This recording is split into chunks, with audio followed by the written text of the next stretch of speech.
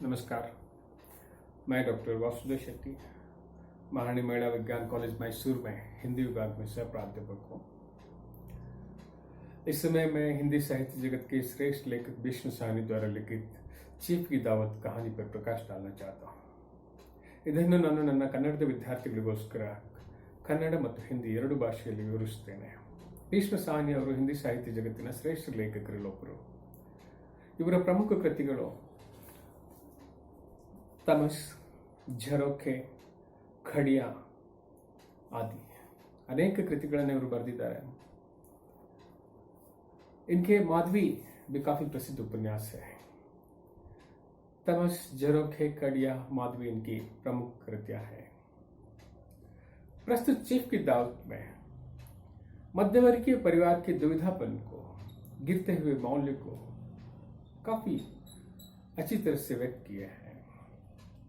ಈ ಕಥೆಯಲ್ಲಿ ಚೀಫ್ ಕಿ ದಾವತ್ ಅಂದರೆ ಕಚೇರಿಯ ಮುಖ್ಯಸ್ಥರಿಗೆ ಔತಣ ನೀಡುವಂತಹದ್ದು ದಾವತ್.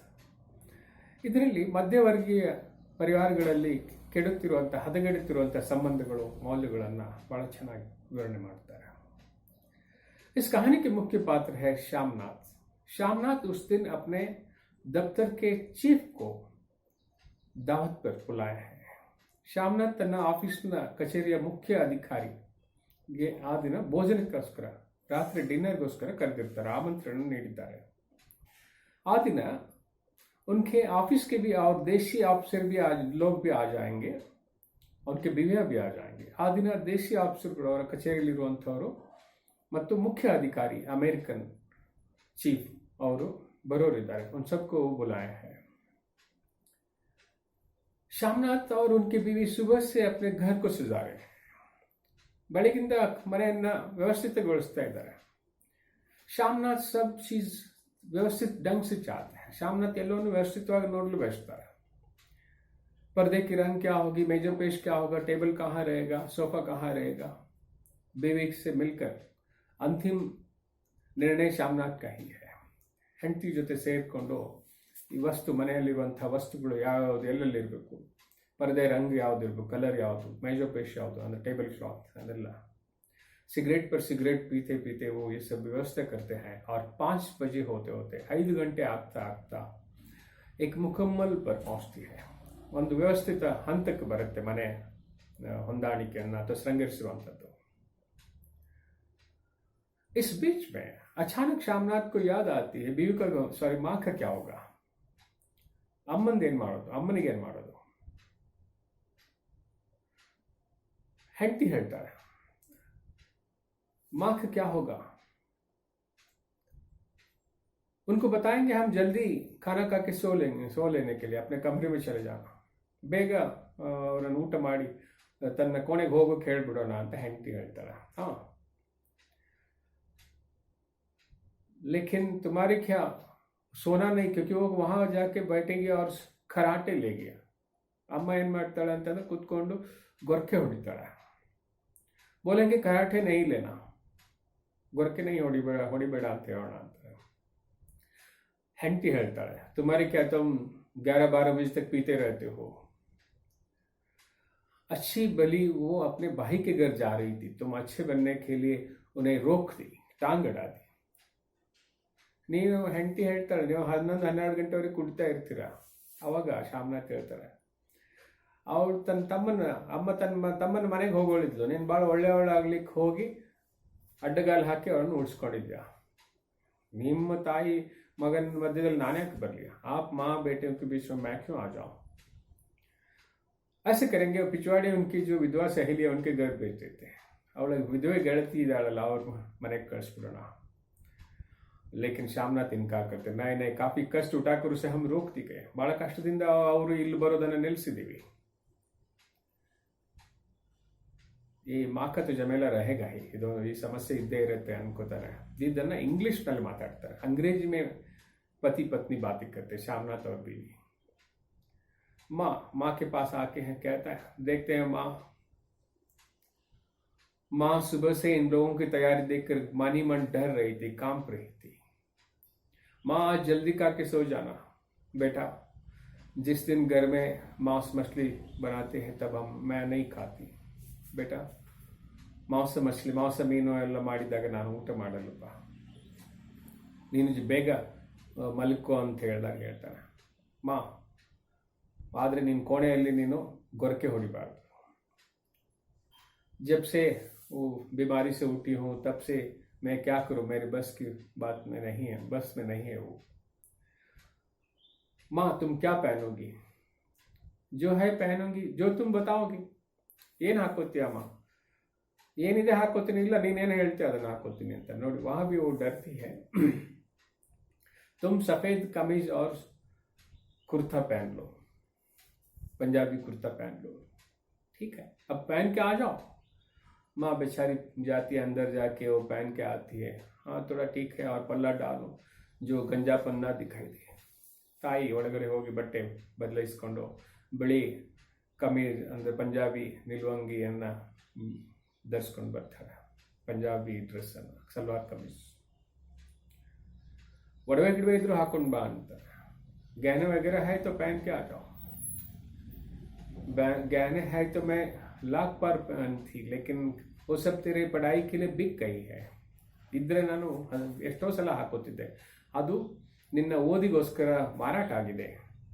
ಶಾಮನಾಥ್ ಕೋಪ ಮಾಡ್ಕೋತಾನೆ.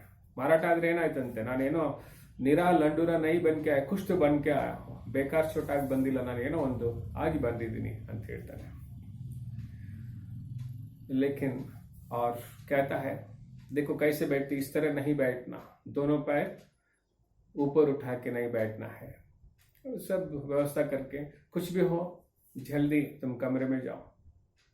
और याद रखना, जब हम सब लोग आएंगे और हम बैठक में रहेंगे तो तुम बरामद में बैठना.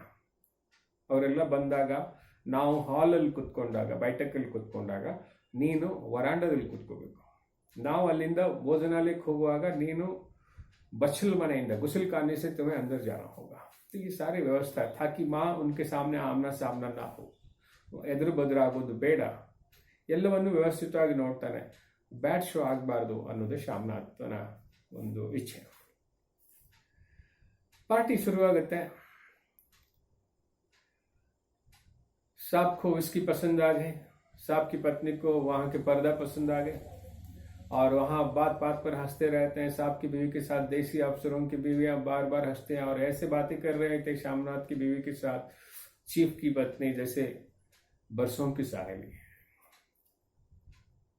ಅವರ ಅಧಿಕಾರಿಗೆ ವಿಸ್ಕಿ ಇಷ್ಟ ಆಯಿತು, ಅವರ ಹೆಂಡತಿಗೆ ಪರದೆ ಇಷ್ಟ ಆಯಿತು. ದೇಶಿ ಆಫೀಸರ್ ಹೆಂಡಂದಿರೆಲ್ಲ ಅವಳ ಆಫೀಸರ್ ಹೆಂಡತಿ ಜೊತೆ ಮಾತಿಗೂ ನಗ್ತಾ ನಗ್ತಾ ಮಾತಾಡ್ತಾರೆ. ಶಾಮನಾಥ್ನ ಹೆಂಡತಿ ಮತ್ತು ಅಧಿಕಾರಿಯ ಹೆಂಡತಿ ಇಬ್ಬರು ಹೇಗೆ ಮಾತಾಡ್ತಾ ಇದ್ರು ಅಂತಂದರೆ ಅನೇಕ ವರ್ಷಗಳ ಗೆಳತಿಯರಂತೆ ಮಾತನಾಡ್ತಿದ್ರು.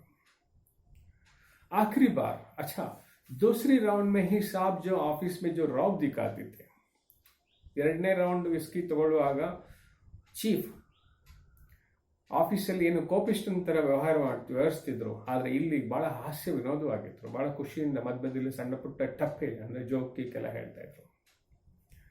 ಕೊನೆ राउंड तಗೊಂಡಾಗ आखिरी बार गिलास में डाल के विस्की वगैरह पी के वो अब भोजन के लिए निकलते हैं. आगे शामनाथ, पीछे चीफ और अन्य ऑफिसर और उनकी बीवियां. ವಿಸ್ಕಿಯ ಕೊನೆ ರೌಂಡ್ ಎಲ್ಲ ಮುಗಿದ ಮೇಲೆ ಶಾಮನಾಥ್ ಊಟಕ್ಕೆ ಹೊರಡ್ತಾರೆ. ಊಟಕ್ಕೆ ಇವರು ಮುಂದೆ ಹಿಂದೆ ಅಧಿಕಾರಿ ಮತ್ತು ಇನ್ನಿತರೆಲ್ಲ ಬರ್ತಾರೆ. ನೋಡ್ತಾರೆ, ಕೋಣೆಯ ಮುಂದೆ ಅಮ್ಮ ಕುಂತಿದ್ದಾಳೆ. ಸ್ಟೂಲ್ ಕುರ್ಚಿ ಮೇಲೆ ಎರಡು ಕಾಲನ್ನು ಮೇಲೆ ಹಾಕೊಂಡು ಕುರ್ಚಿ ಮೇಲೆ ಹಾಕೊಂಡು ಕುಂತಿದ್ದಾಳೆ. ತಲೆ ಮೇಲಿರುವಂತಹ ಓಡ್ನಿ ಹಿಂದೆ ಬಿದ್ದು ಹೋಗ್ಬಿಟ್ಟಿದೆ ಪಲ್ಲ. ಆವಾಗ ಎರಡಕ್ಕೆ ಬಲಕ್ಕೆ ಜೋರಾಗಿ ಗೊರಕೆ ಹೊಡಿತಾ ಇರೋದನ್ನು ನೋಡ್ತಾಳೆ. शामनाथನಿಗೆ ಕೋಪ ಬಂದ್ಬಿಡುತ್ತೆ. भोजन के लिए निकलते समय शामनाथ देखते हैं माँ कुर्सी पर बैठी है, दोनों पैर ऊपर रखे हैं और खराटे ले रही है, जोर से सो रही है. उसके सिर दाएं बाएं हो रही है और उसकी फल्ला नीचे गिर के उसकी गंजापन दिखाई दे रहा है. काफी कुरूप यानी अस्त व्यस्त लग रही थी माँ. शामनाथ एकदम नाराज हो जाते हैं. बड़ा कोप बरते शामनाथ ने. ऐसा लगा था उसको उठा के फेंक दे, यानी कहीं फटक दे, छोर आगे होंगे तेल इट्बिಡ್ಬೇಕು ಅನ್ನೋಷ್ಟು ಕೋಪ ಬಂದ್ಬಿಡುತ್ತೆ. लेकिन ये हो नहीं सकता क्योंकि इतने सारे लोग हैं, मेहमान हैं, ಇಷ್ಟೆಲ್ಲ ಅತಿಥಿಗಳಿದ್ದಾರೆ. ಚೀಫ್ ಬರ್ತಾರೆ, ನನ್ನ ತಾಯಿ ಅಂತಾರೆ. ಅಮ್ಮ ಹಡ್ಬಡಾಯಿಸ್ಕೊಂಡು ಎತ್ಕೋತಾಳೆ.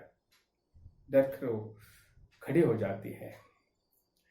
एक हाथ में माला है, ಬಲಗೈಯಲ್ಲಿ ಮಾಲೆ ಇದೆ, ಎಡಗೈಯಲ್ಲಿ ಓಡ್ನಿ ಇದೆ. ಚೀಫ್ ಪುವರ್ ಡಿಯರ್ ಅಂತ ಹೇಳ್ಕೊಂಡು ತನ್ನ ಬಲಗೈ ಮುಂದೆ ಮಾಡ್ತಾರೆ. ಆದರೆ ಅಮ್ಮನ ಕೈಯಲ್ಲಿ ಹಾರ ಇರೋದ್ರಿಂದ ಅಮ್ಮ ಕೊಡ್ಲಾರು, ಎಡಗೈಯನ್ನೇ ಮುಂದೆ ಮಾಡ್ತಾರೆ. ಬಾಯ್ ಹಾತ್ ದೇತಿ ಹೈ. ಹೌ ಡು ಯು ಡೂ ಅಂತ ಸಾಬ್ ಹೇಳುವಾಗ, ಬಾಸ್ ಹೇಳುವಾಗ ಅಮ್ಮ ಹೌ ಡು ಯು ಡೂ ಅಂತಾರೆ. ನೀನು ಹೌ ಡು ಯು ಡೂ ಅಂತ ಹೇಳ್ತಾರೆ. ಅಮ್ಮ ಹೆದರ್ಕೊಂಡು ಹೌ ಡು ಡೂ ಅಂತಾಳೆ. ಎಲ್ಲರೂ ನಗ್ತಾರೆ. ವಾತಾವರಣ ಒಂಥರ ಬಿಗುಮಾನದಿಂದ ಹೋಗಿ ಸ್ವಲ್ಪ ಸಮಾಧಾನಕರವಾಗಿ ವಾತಾವರಣ ಬದಲಾಯಿಸುತ್ತೆ. ಅಮ್ಮ ಪಡೀಲಿಕ್ಕೆ ನಹಿ ಹೈ ಗಾಂವ್ ಕಿ ಹೈ ಅಂತ ಹೇಳ್ತಾನೆ. ಹೆಚ್ಚು ಪಡೀಲಿಕ್ಕೆ ಎಲ್ಲ ಓದಿರುವಂಥವಳಲ್ಲ.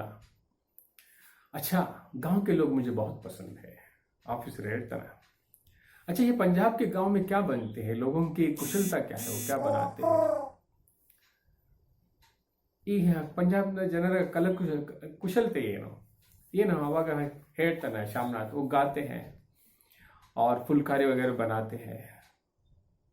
माँ अपने मैं देखना चाहता हूँ, साहब कहता है.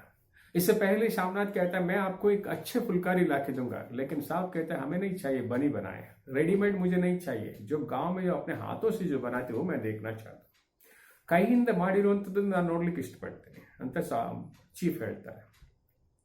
माँ अपने जो है वो ला के दिखाना. बेचारी माँ अंदर जाके अपने पुराने एक फुलकारी ला के दिखाती है. ಹೂ ಬಳ್ಳಿಗಳಿರುವಂಥ ಚಿತ್ರಗಳು, ಕರಕುಶಲತೆ ಸೂಕ್ಷ್ಮವಾಗಿ ಮಾಡಿರುವಂಥದ್ದು ನೋಡ್ತಾರೆ. ಮಧ್ಯದಲ್ಲಿ ಫಟಿ ಹುಯಿ ಅಲ್ಲಲ್ಲಿ ಹರಿದಿದೆ, ಕೆಲವು नूल बिट होगी, धागा कुछ टूटा हुआ है. साहब बहुत पसंद करके काफ़ी कोशिश से देखते हैं. मैं आपको एक बढ़िया ला के दूंगा ಅಂತಂದರೆ ನಾನು ಭಾಳ ಒಳ್ಳೇದನ್ನು ತಂದು ಕೊಡ್ತೀನಿ ಅಂತಂದರೆ ಸಾಬ್ನಿಗೆ ಇಷ್ಟ ಇಲ್ಲ ಅದನ್ನು. मैं बनाई घर में बनाते हुए मैं देखना चाहता हूँ, मैं माँ से कह दूंगा ಅಂತಾನೆ. ಅಮ್ಮ ಇವು ಒಂದು ಮಾಡ್ಕೊಡ್ಬೇಕು ನೀನು. अम्मा बना के दोगी, मेरे माँ बना के दोगी. लेकिन वो कहते हैं, माँ कहती है अब मेरा आंखें कहाँ है, ಆ ಕಣ್ಣು ಎಲ್ಲಿದೆಗ, ಆ ಸೂಕ್ಷ್ಮ ಕೆಲಸ ಮಾಡಬೇಕಾಗಿದ್ರೆ ಸೂಕ್ಷ್ಮ ಕಣ್ಣುಗಳು ಬೇಕು. माँ बना के दोगी ಹಿಂಗೆ ಹೇಳಿದ್ಮೇಲೆ ಇನ್ನೇನು ಹೇಳೋಂಗಿಲ್ಲ. माँ कुछ गाओ ना ಅಂತ ಪಾಪ. माँ मैं कभी गाई कुछ गाओ. ಮಗನ ದರ್ಪದ ಆದೇಶದ ಧ್ವನಿಯಲ್ಲಿ ಇನ್ನೇನು ಅಮ್ಮ ಹೇಳಕ್ಕಾಗಲ್ಲ. ಆದ್ರೂ ಅಂಗ್ಲಾಚುವಂತ ಧ್ವನಿಯಲ್ಲಿ ಮಗ ಮತ್ತು ಸೊಸೆ ಕಡೆ ನೋಡ್ತಾಳೆ. ಹೇಗಾದ್ರೂ ಮಾಡಿ ನಾನು ಉಳಿಸು. गिड़गिड़ाने की नजर में दीन भाव से बैठा और बहू की तरफ देखती है. कुछ गाओ ना. फिर वो बेचारी उसको गाना पड़ती है. वो 2 कविताएं गाती है, 2 लाइन के ठप्पे के. हरियाणी माँ हरियाणी बहने हरियाणी बागी मरिया है. कुछ तो सब लोग खुशी महसूस करते हैं. वातावरण बहुत हल्का हो गया. ಶಾಮನಾಥ್ को जिस बात की डर थी, ಯಾವ ವಿಚಾರದಿಂದ ಶಾಮನಾಥ್ ತಲೆ ಕೆಡಿಸ್ಕೊಂಡಿದ್ದ ಅಮ್ಮನ ಕಾರಣದಿಂದ, ಅದೇ ಅಮ್ಮನಿಂದ ಇಡೀ ವಾತಾವರಣ ಬಹಳ ಖುಷಿ ವಾತಾವರಣವಾಗಿ ಬದಲಾಗಿದೆ. ಎಲ್ಲರೂ ಊಟ ಮುಗಿಸ್ತಾರೆ. अर्धरात्रि आಗಿದೆ. आधी रात हो गया. सब अपने भोजन वगैरह करके अपने घर पहुंचे हैं. केवल किचन में से कुछ आवाज, रसोई घर से कुछ आवाज आ रहा है. अम्मा तन कोणेಗೆ ಹೋಗಿ ಅಳ್ತಾಳೆ. जैसे तो बांध टूटी हुई है. ತನ್ನ ಕೋಣೆಯಲ್ಲಿ ಕೂತ್ಕೊಂಡು ಅಮ್ಮ ಅಳ್ತಾಳೆ. ನಾನು ಮಗ ಹೇಳಿದ ಮಾತು ಕೇಳಲಿಲ್ವಲ್ಲ, ಮಗನಿಗೆ ಏನು ಸಮಸ್ಯೆ ಆಗತ್ತೇನೋ, ಮಗನಿಗೆ ಒಳ್ಳೇದಾಗಲಿ, उनको भलाई हो, मेरे कारण बेटे को तकलीफ हो गई होगी, इस तरह वो सोचती है. आधी रात में आके वो खटखटाते हैं. ಬಾಗಿಲು ತಟ್ತಾನೆ ಮಗ. ಅಯ್ಯೋ ಇನ್ನೇನಾಯ್ತಪ್ಪ ನನ್ನಿಂದ ಅಂತ ಅಮ್ಮ ಬಾಗಿಲು ತೆಗಿತಾಳೆ. ಅಮ್ಮನನ್ನು ತಪ್ಕೊಂಡು ಹೇಳ್ತಾನೆ, ಅಮ್ಮಿ तुम्हारे कारण आज मेरे बॉस बहुत खुशी महसूस किया, मेरी तरक्की होगी, मेरा प्रमोशन हो सकती है ಎಲ್ಲ ಹೇಳ್ತಾನೆ. ಹೌದಾ, अच्छा अच्छी बात है. क्या तेरा तरक्की होगी? तुम मुझे हरिद्वार भेज देना. अब थोड़ी जिंदगी मैं वहाँ रहूँगी. क्यों? फुलकारी नहीं बनाओगी? मेरे बनाए काम बिगाड़ोगी? यानी साहब अभी इतने खुशी गया है, और यही नहीं, फुलकारी बनाते समय वो बीच में आने वाला है. ನೀನು ಫುಲ್ಕಾರಿ ಮಾಡುವಾಗ, ಆ ಕರಕುಶಲ ಕೆಲಸ ಮಾಡುವಾಗ ಅವನ ಮಧ್ಯದಲ್ಲಿ ನನ್ನ ಬಾಸ್ ಬರೋರಿದ್ದಾರೆ. ಇದನ್ನ ನನ್ನ ಆಗುವಂಥ ಕೆಲಸವನ್ನು ನೀನು ಬಿಟ್ಟು ಹೋಗ್ತೀಯ ಅಂತ. अच्छा तेरे वो तरक्की कर देगा, ठीक है मैं जैसे भी हो सकता है मैं बना लूंगी, कहती है. और काफ़ी कोशिश हर कारण से मेरे बेटे के भलाई हो, ತನ್ನ ಮಗನಿಗೆ ಒಳ್ಳೇದಾಗಲಿ ಅನ್ನೋವಂಥದ್ದು ಬಯಸ್ತಾಳೆ.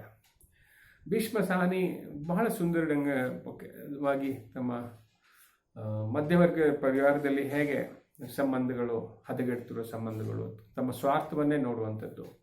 ತಾಯಿ ಇರೋ ಬಂಗಾರವನ್ನು ನಿನ್ನ ಓದಿಗೆ ಖರ್ಚಾಗಿದೆ ಅಂತಂದರೆ ಮುಸ್ಸೆ ಡಬಲ್ ಲೇಲೇನಾ, ದುಗ್ನಾ ಲೇಲೇನಾ ಅಂತ ಹೇಳ್ತಾನೆ. ಮುಸ್ಸೆ दुगना सोना ले लो, कैसे ले सकते तुम दे दो. नहीं, इससे आप उसके भावनात्मक ढंग से उसके जो दुख है, दर्द है, आप समझ सकते हैं. ಯಾವ ಕಾರಣಕ್ಕಾಗಿ ಶಾಮನಾಥ್ ತನ್ನ ತಾಯಿಯನ್ನು ದೂರ ಇಡೋಕೆ ಏನೆಲ್ಲ ಪ್ರಯತ್ನ ಮಾಡ್ತಾನೆ, ಅದೇ ತಾಯಿಯಿಂದ ಒಳ್ಳೇದಾಗೋದನ್ನು ನೋಡ್ತೀರಾ. जिस माँ को वो सबके नज़र से अलग रखना चाहता था, दूर रखना चाहता था, वही माँ से कितना अच्छे परिवर्तन होता है और किस तरह माँ भलाई चाहती है. काफ़ी सुंदर ढंग से ಭೀಷ್ಮ ಸಹನಿ अपने ವಿಚಾರ ವ್ಯಕ್ತ किए हैं. ಭಾಳ ಸುಂದರವಾಗಿ ಭೀಷ್ಮ ಸಹನಿ ಅವರು ಮಧ್ಯವರ್ಗ ಪರಿವಾರದಲ್ಲಿರುವಂಥ ಹದಗೆಡುತ್ತಿರುವ ಸಂಬಂಧಗಳು ಮತ್ತು ತಾಯಿ ಎಷ್ಟಾದರೂ ಮಗನ ಒಳ್ಳೆಯದನ್ನು ಬಯಸುವಂಥದ್ದನ್ನು ಬಹಳ ಸುಂದರವಾಗಿ ವರ್ಣಿಸಿದ್ದಾರೆ. ಪ್ರಣಾಮ.